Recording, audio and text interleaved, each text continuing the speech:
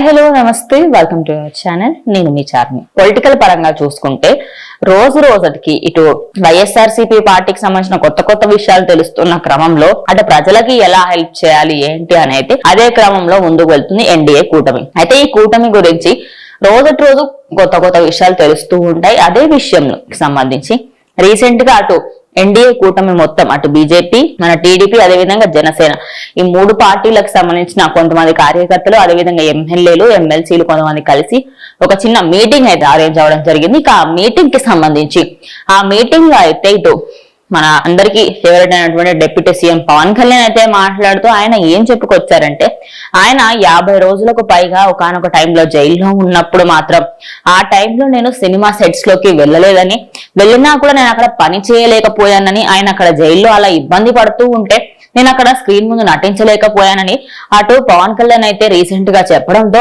అందరూ కూడా షాక్ అయ్యారు అనుకోవచ్చు.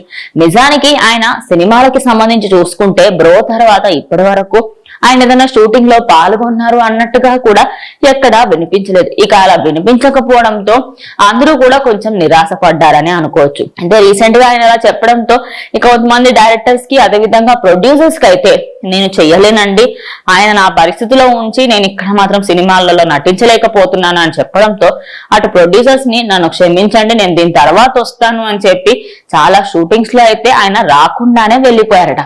ఇలా ఎన్నో జరగడంతో అప్పుడు ఆయన జైలుకి వెళ్లి ఆయనతో మాట్లాడి తర్వాత కూటమి అంతా ఫామ్ అయ్యి అటు మన జరిగిన ఎన్నికల్లో అయితే ఘనంగా విజయం సాధించింది.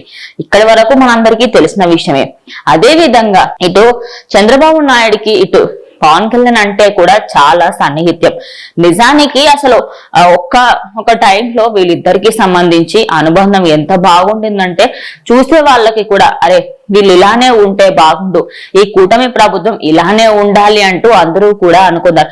మరి వాళ్ళిద్దరి సన్నిహిత్యం ఇలానే కంటిన్యూ అవ్వాలని, అదే విధంగా అటు ప్రజలకి కూడా ఎంతో సంక్షేమ పథకాలు, అదే విధంగా అన్నిటికీ వాళ్ళైతే సహకరించాలి, ఈ ప్రభుత్వం ఇలానే ఉండాలని అటు నెటిజన్స్ అదే విధంగా జనాలు కూడా కోరుకుంటున్నారు.